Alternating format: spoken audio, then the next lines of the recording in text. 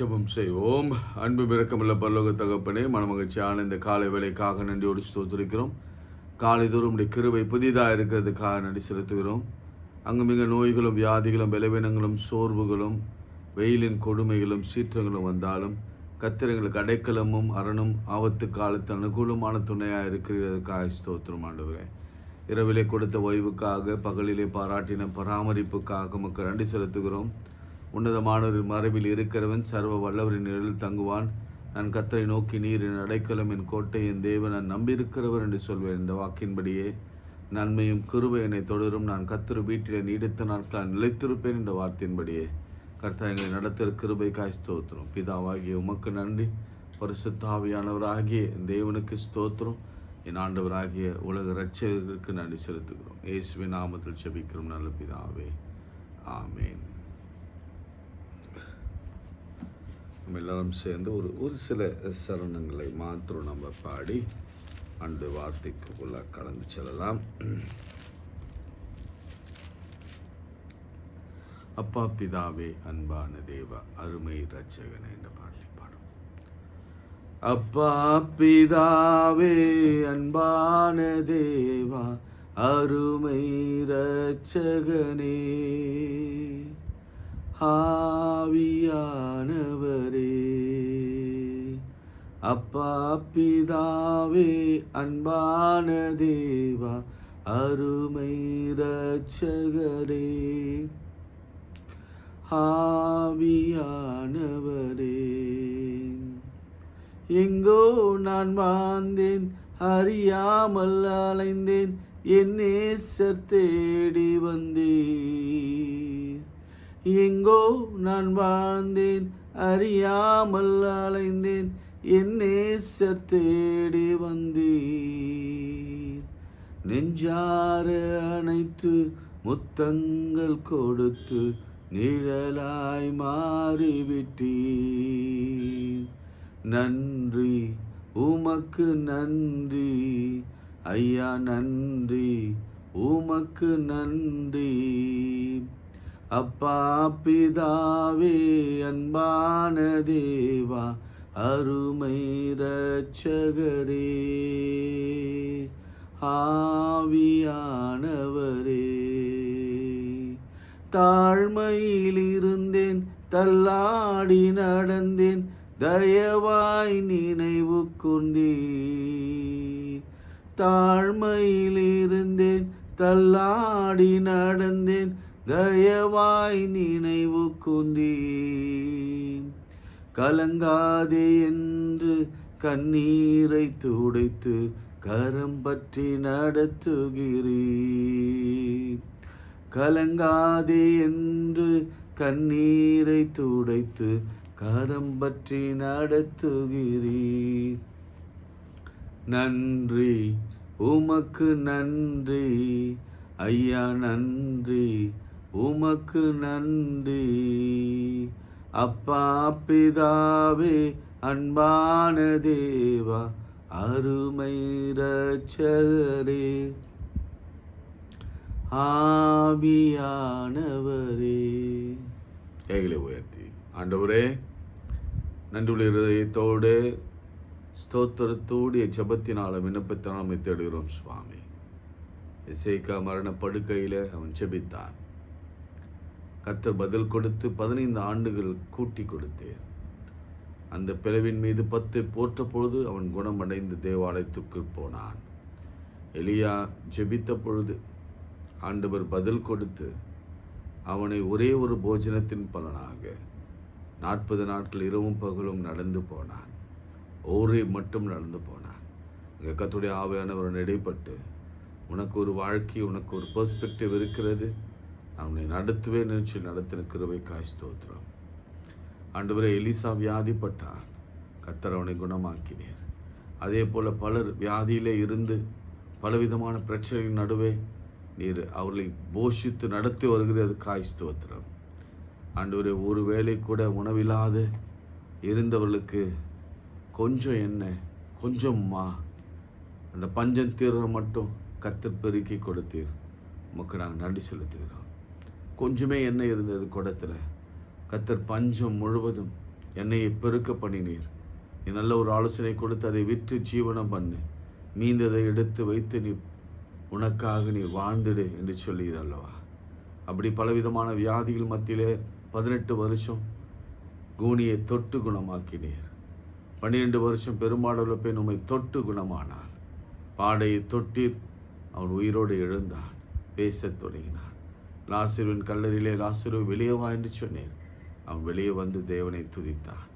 அப்படி எங்கள் வாழ்க்கையில் அநேக அற்புத அடையாளங்களை பெற்றுக்கொள்ளவும், பிள்ளைகளுக்காக நாங்கள் ஜெபிக்கிற பொழுது கர்த்தர் அப்படி பெரிய அதிசயத்தை செய்யவும், எங்கள் கடனுக்காக எதிர்காலத்துக்காக ஜெபிக்கிற பொழுது, வேலைக்காக மாறுதலுக்காக ஜெபிக்கிற பொழுது கர்த்தருடைய வல்லமையான கரம் நடத்தும்படியாக உதவி செய்யும்.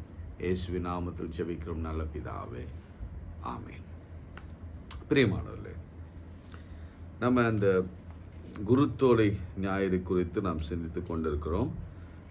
இன்றைக்கும் கூட பாம் சண்டேல வாசித்த மார்க்கு 11ஆம் அதிகாரத்தை நம்ம திருப்பிக் கொள்ளலாம். வேறு ஒரு கோணத்தில் ஆவியானவர் நம்மோடு கூட பேசுகிறத நாம் கேட்க போகிறோம். 11ஆம் அதிகாரத்தில்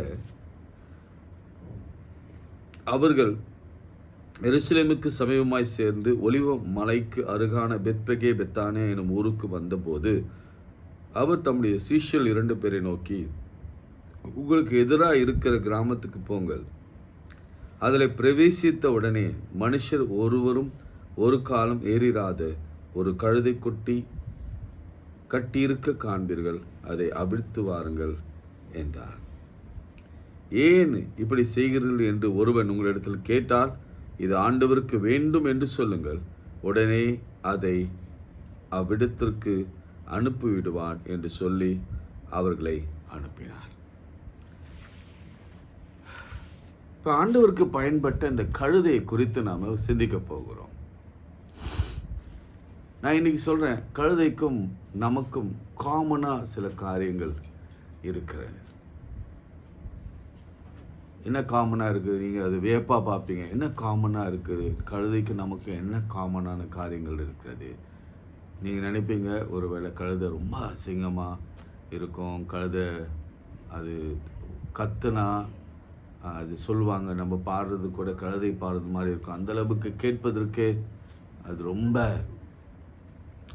கேட்கக்கூடாத அளவுக்கு ரொம்ப இருக்கும் என்றெல்லாம் உங்களுக்கு தெரியும். லாங் இயர் இருக்கும், மூக்கு இருக்கும், அதே மாதிரி அழுக்காக இருக்கும், ஒல்லியாக இருக்கும், அதுக்கு ஒரு ஷேப் இல்லை. ஆனாலும் காமனாக இருக்குன்னு சொல்கிறீங்களே, அது என்ன விஷயம் அப்படின்னு சொல்லி நீங்கள் கேட்டிங்கன்னா, நிச்சயமாக சில காரியங்களை நம்ம காமனாக இருக்கிறதை நாம் இந்த நாளிலே ஆராய போகிறோம். நான் சொல்கிறது உங்களுக்கு வியப்பாக இருந்தாலும் ஒரு வேளை இன்ட்ரெஸ்டிங்காக இருக்கும். நம்ம எந்த குருத்தோலையும் இனிமேல் நம்ம வாழ்க்கையில் மறக்க போவதில்லை. ஏன்னா இந்த கழுதையை வச்சு தான் நாம் இதை சிந்திக்க போகிறோம். ஆண்டவர் ஏன் இந்த கழுதையை பயன்படுத்தணும்? வேறு ஒரு நற்செய்தி நூலெல்லாம் என்ன இருக்கும்? கழுதை இருக்கும், கழுதை குட்டி இருக்கும். இன்னொரு நற்செய்தி நூலில் பார்த்தீங்கன்னா அது வழியோர கட்டப்பட்ட கழுதையாக இருக்கும், அதை அவிழ்த்து வாருங்கள் என்று சொல்லுவாங்க. அதே போல் நம்ம தீர்க்கதரிசியுடைய வாக்குத்தத்தம் நிறைவேறுதலை கூட நம்மளால் பார்க்க முடிகிறது.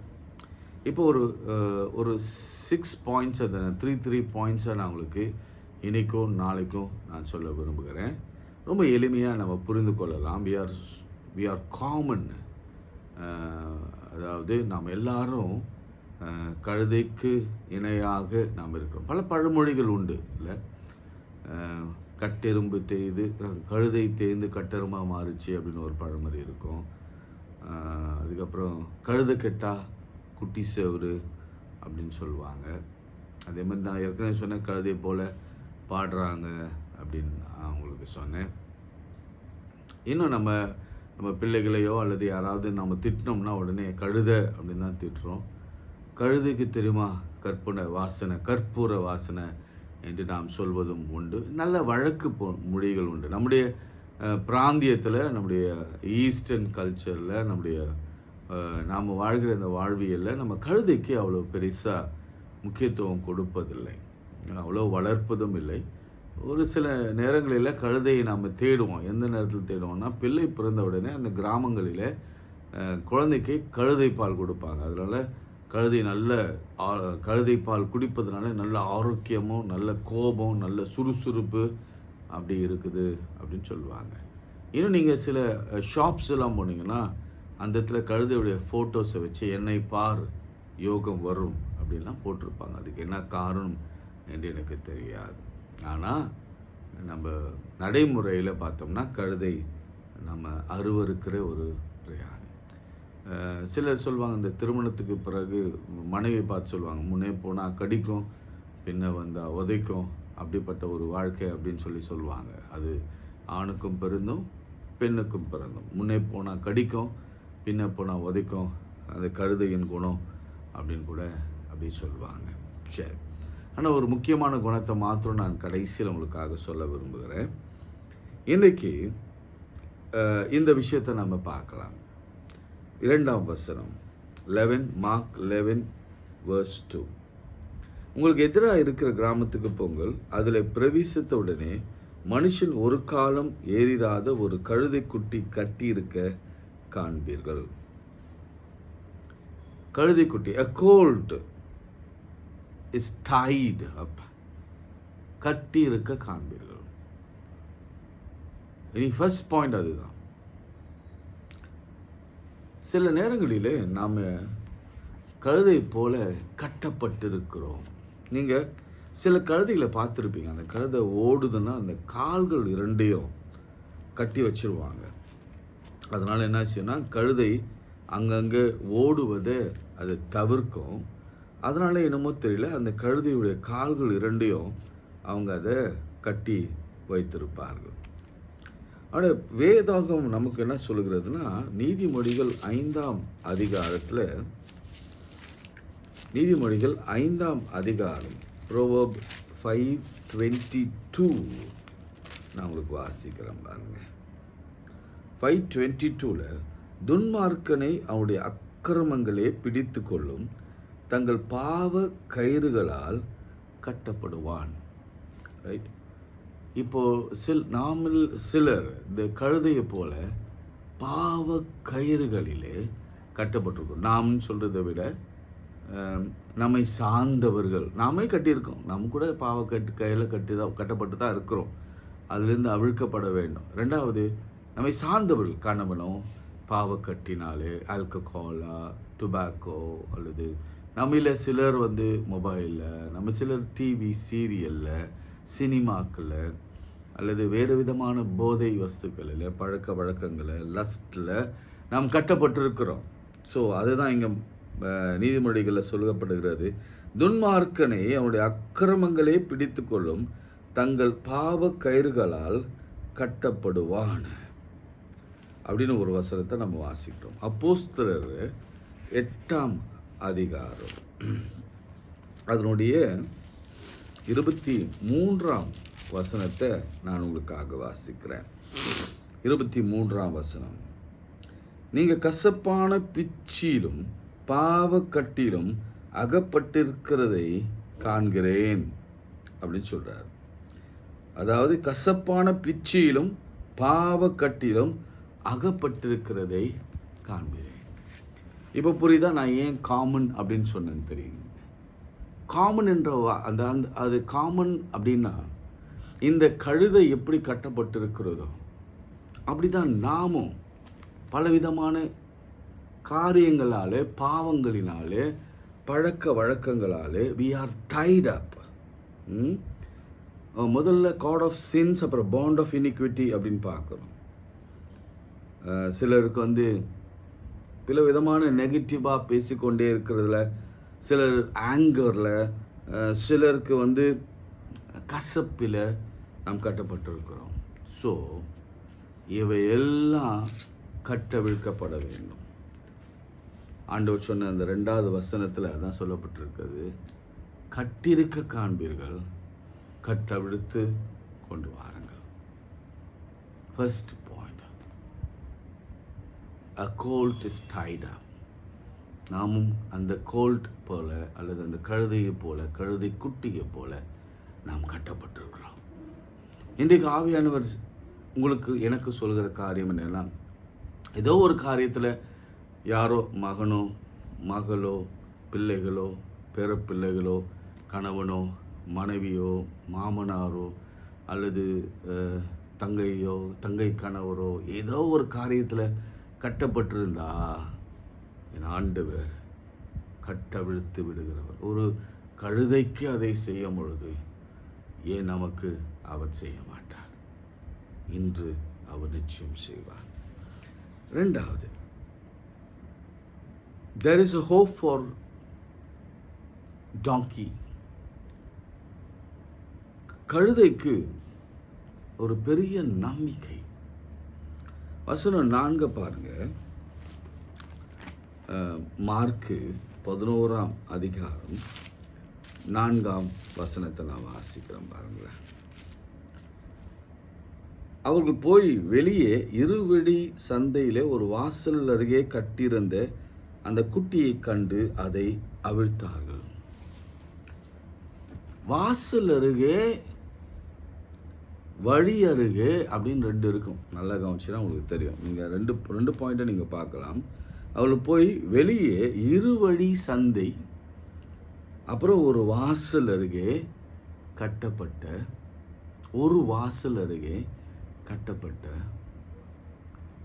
குட்டி. there is a hope என்று சொன்னேன். நம்பிக்கை உண்டு. நான் ஃபர்ஸ்ட் டைட் அப் சொன்னேன். ரெண்டாவது there is hope, there is a நம்பிக்கை for everybody in this world. அதுதான் சொல்ல வரேன். ஏனென்றால் அந்த ஒரு வாசல் அப்படின்னாலே அது என்ன குறிக்கும்னா, ஆவிக்குரிய ரீதியில் நான் பார்க்கும் பொழுது, இதோ வாசற்படியில் நின்று கதவை தட்டுகிறேன். either God is outside of the house or is inside of our house. அவர் எப்பொழுதும் கதவை தட்டி கொண்டே இருக்கிறார். a literally closed house. அதுதான் ஏதோ வாசற்படியில் நின்று அவர் தட்டி கொண்டிருக்கிறார். ஒருவன் என் சத்தத்தை கேட்டு கதவை திறந்தால் நான் உள்ளே பிரவேசிப்பேன். வாசல். அவர் சொல்றார், I am the door. அதனால ஆண்டவர் is so near. ஆண்டவர் ரொம்ப பக்கத்தில் இருக்கார். நீங்கள் டைடு கண்டிப்பாக நீங்கள் கட்டப்பட்டு இருக்கிறீங்க. எஸ். குடும்பம் கட்டப்பட்டிருக்கிறது. எஸ். எது பாவத்தினால இல்லை சாபத்தினால அல்லது வியாதினால அல்லது வறுமைனால கட்டப்பட்டிருக்கிறது. நம்பிக்கை இழக்காதீங்க. உங்களுக்கு ஒரு நம்பிக்கை உண்டு. ஏன்னா நீங்கள் வாசல் அருகே கட்டப்பட்டிருக்கிறீங்க. அந்த வாசல் யார்? இயேசுவின் அருகே. எல்லா கிறிஸ்டியனுக்கும் ஒரு நம்பிக்கை, கிறிஸ்துவ அல்லாதவர்களுக்கும் ஒரு நம்பிக்கை. என்னன்னா, வாசல் இயேசுவின் அருகே நாம் இருக்கிறோம். we are near Jesus Christ. அல்லது இயேசு கிறிஸ்து நம் அருகில் இருக்கிறார். he is always close to us. என்ன டிஸ்டன்ஸ்னா, வாசல் தான் டிஸ்டன்ஸ். 2 படி தான் டிஃப்ரென்ஸ். படி கீழே அவர் இருப்பார் அல்லது படிக்கு இந்த பக்கம் இருப்பார். ஒரு அடி டிஃப்ரென்ஸ் தான். ரெண்டாவது என்ன சொல்லப்பட்டிருக்கிறது என்று சொன்னால், இரு வழி அருகே. இந்த வழி என்றால் வேற ஒன்றும் இல்லை. வசனம் சொல்லுகிறது, முதல்ல பார்க்குறோம் யோவான் 18:32 சத்தியத்தை அறிவீர்கள், சத்தியம் உங்களை விடுதலையாக்கும். 8:36 குமாரன் உங்களை விடுதலையாக்கினால் மெய்யாகவே நீங்கள் விடுதலையாவீர்கள். 2 காரியங்கள் அங்கே பார்க்கிறோம். ஒன்று இரு வழி, இன்னொன்று நம்ம பார்க்குறோம் வாசல். இரு வழி என்பது ஆண்டவருடைய வசனங்கள். வாசல் என்பது, டோர் ஸ்டெப் என்பது என் ஆண்டவர். அவர் இருக்கும்போது நமக்கு என்ன கவலை? நிச்சயம் நாம் திறந்து கொடுப்போம்னா பெரிய அற்புதம் நடக்கும். பெரிய அற்புதம். குமாரன் விடுதலை ஆக்குவார். நம்ம வசனத்தை திறந்து வாசித்தோம்னா சத்தியம் உங்களை விடுதலை ஆக்கும். வேதத்தை நேசிக்கிறவங்களுக்கு மிகுந்த சமாதானம் உண்டு, செழிப்பாங்க. வேதத்தை மறக்கிறவனுக்கோ அல்லது வேதத்தை மறக்கிறவனுக்கோ கர்த்தர் அவருடைய பிள்ளையை அவர் மறப்பார். அதனால் தயவு செய்து வேதத்தை மறவாதீங்க. வழி இது என்று அதுதான் உங்களுக்கு காண்பிக்கும். 119ஆம் சங்கீதத்தில் ஒரு பெரிய ஒரு பேராகிராஃப் இருக்கிறது, கர்த்தர் உடைய வழி அப்படின்னு இருக்கிறது. அதை நீங்கள் வீட்டில் வாசித்து பாருங்கள். தேர்ட் பாயிண்ட் சொல்ல விரும்புகிறேன்.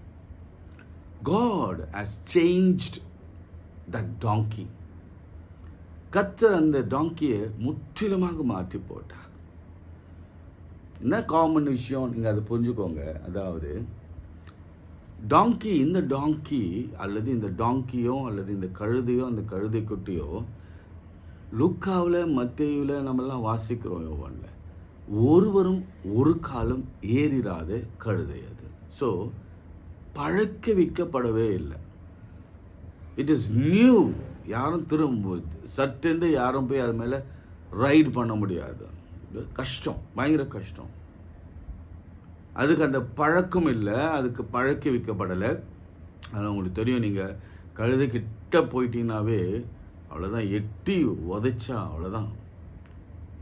சில பேருக்கு ஜீவன் கூட போயிடும், அந்தளவுக்கு வேகமாக எட்டி உதைக்கும். ரொம்ப ஃபியூரியஸானது, கடிக்கும். சில கழுதைகள் கடிக்கும், பயங்கரமான பற்கள் உண்டு. சிலது எட்டி உதைக்கும், சிலதுங்க எகிரி எகிரி குதிக்கும். So it is wild. அது கட்டி வைக்கப்பட்டிருக்கிறது அப்படின்னு சொன்னால் அதுக்கு சாந்தம் இல்லை, அது பழக்க வைக்கப்படலை, அது சேஞ்ச் ஆகலை, அது இன்னும் அதனுடைய தன்மையை மாற்றிக்கலை. அந்த முரட்டு சுவாபம் இருக்கிறது, அந்த பழக்க வழக்கங்கள், கெட்ட பழக்க வழக்கங்கள் இருக்கிறது. நான் இப்போது நமக்கு புரிகிற மாதிரி சொல்கிறேன். நான் சொல்ல மாதிரி எவ்வளோ காமன் திங்ஸ் இருக்க பாருங்கள். ஆண்டவர் நம்ம மேலே ஏறலைன்னா நத்திங் வுட் பி சேஞ்ச். வாழ்க்கையில் எதையும் மாறவே மாறாது, எதுவும் மாற்ற முடியாது. இங்கே நீங்கள் பார்க்கலாம்,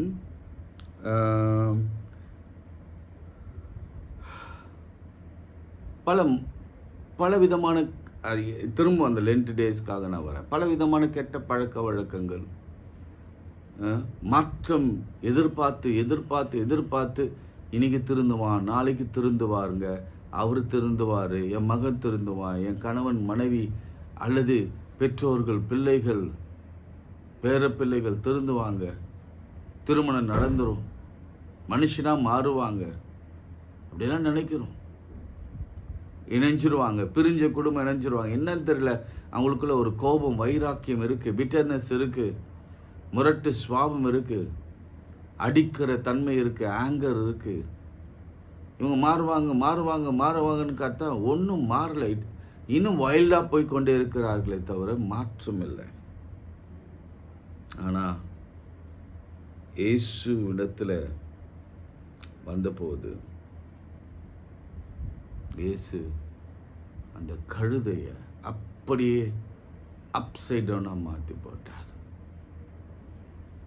நீங்கள் யோசிச்சு பாருங்கள், அந்த கழுதை மேலே அவர் ஏறி உட்கார்ந்தா அது அவ்வளோ அமைதியாக இருந்தது. இது வரைக்கும் ஏறிராத கழுதை.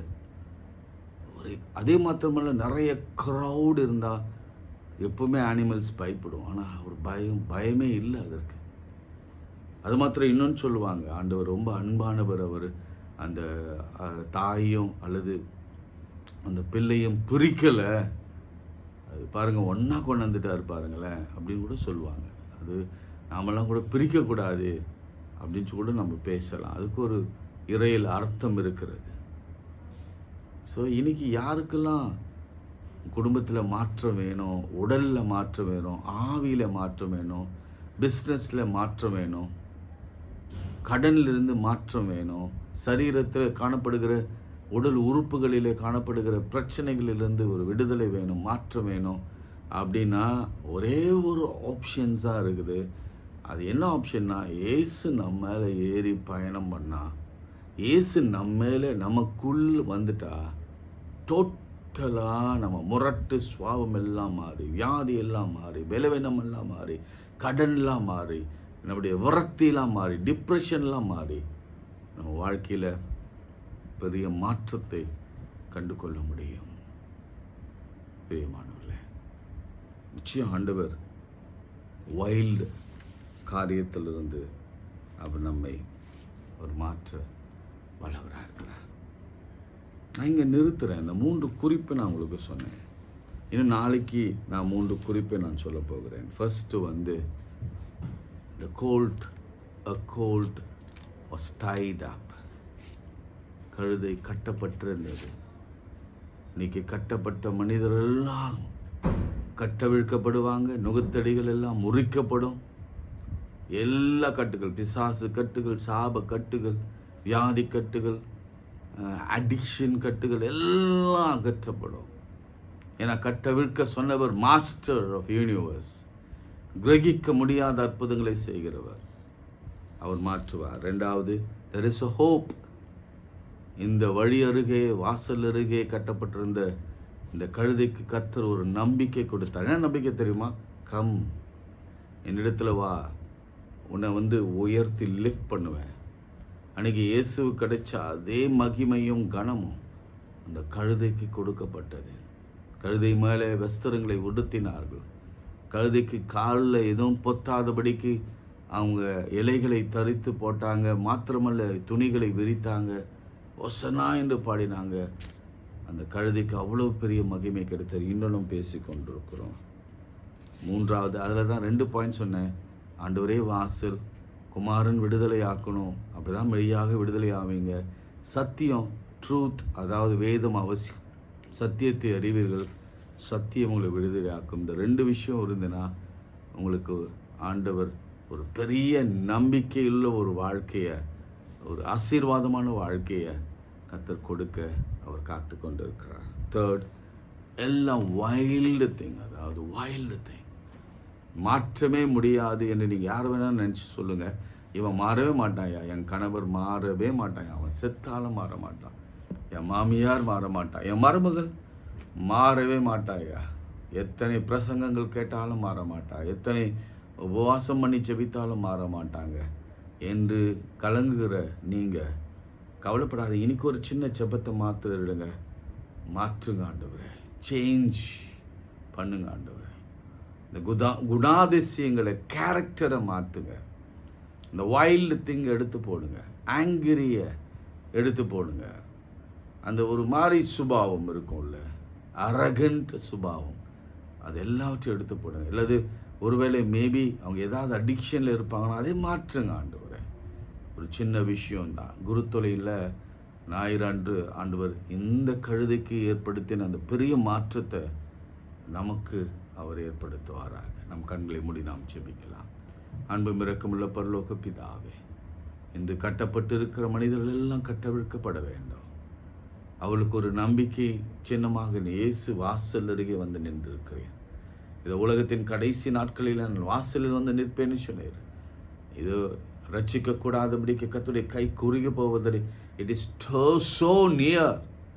நம்ம கதவை திறந்தால் போதும் உள்ளே பிரவேசிப்பார். ஸோ ஆண்டவன் இருக்கிற சத்தியத்தை அறிவீர்கள், சத்தியம் உங்களை விடுதலையாக்கும் சொன்னீர் அல்லவா? எப்பேற்பட்ட பாவங்களானாலும் சரி, சத்தியம் நம்மை விடுதலையாக்கட்டும். அநேகருக்கு வியாதியிலிருந்து, பலவீனத்திலிருந்து, நோய்களிலிருந்து, பிரச்சனைகளிலிருந்து, துன்பங்களிலிருந்து கர்த்தர் விடுதலை ஆக்குவீராக. சரீர வியாதியிலிருந்து, சர்ம வியாதியிலிருந்து விடுதலை கொடு. கடனிலிருந்து, தேவைகளை சந்திப்பதிலிருந்து கர்த்தர் விடுதலை. ஒரு மாற்றம், ஒரு டிரான்ஸ்ஃபர், ஒரு ப்ரமோஷன், ஒரு ரிசல்ட், பாசிட்டிவான வார்த்தைகள், கல்யாணத்துக்கான சேஞ்ச். ஆண்டவரே, எங்கள் வாழ்க்கை அப்படியே இருக்கக்கூடாது. எப்படி கட்டப்பட்டிருந்ததோ அதே லெவலில் இருக்கக்கூடாது. இதுவரைக்கும் யாரும் ஏறிராத கழுதையே ஆண்டவர் எப்படி சேஞ்ச் பண்ணார், அது வாழ்க்கையை மாற்றினார், தரத்தை மாற்றினார், கேரக்டரை மாற்றினார். கர்த்தர் அவர் எல்லாவற்றையும் மாற்ற வல்லவர். இன்றைக்கி நீ எதை மாற்ற வேண்டும் என்று விரும்புகிறீங்களோ அதை கர்த்தர் மாற்றுவார். அவர் ஏறும் பொழுது, அவர் உள்ளே பிரவேசிக்கிற பொழுது அந்த மாற்றத்தினை இயல்பாக காண்போம். இயேசுவின் நாமத்திலே இந்த நாளில் எல்லா தேவைகளும் சந்திக்கப்படட்டும். இதற்கு உதவி செய்கிற, இந்த ஊழியத்துக்கு எங்களுக்கு ஒத்துழைப்பு கொடுக்கிற, இன்னும் அநேக இடங்களுக்கு இதை அழைத்து செல்ல வேண்டும், எடுத்து செல்ல வேண்டும் என்று சொல்லி இதற்காக முயற்சி எடுத்து கொண்டிருக்கிற ஒவ்வொருவரையும் ஆசீர்வதியும் கொடுத்து தாங்குகிற அநேக உள்ளங்களை ஏற்படுத்தும் சுவாமி. ஏனென்றால் இது குவாலிட்டியோடு கூட கொடுக்க வேண்டும். அநேகருக்கு ஆசீர்வாதமாக இந்த ப்ரேயர் அமைய வேண்டும். இன்னும் ஆயிரங்கள் இதை பார்க்க வேண்டும், லட்சங்கள் இதை பார்க்க வேண்டும். அதிகாலை தேடுகிறவர்களை ஒரு குறிப்பிட்ட மக்களை இணைத்து கொள்ள வேண்டும், உலகம் எங்கும் இணைக்க வேண்டும்.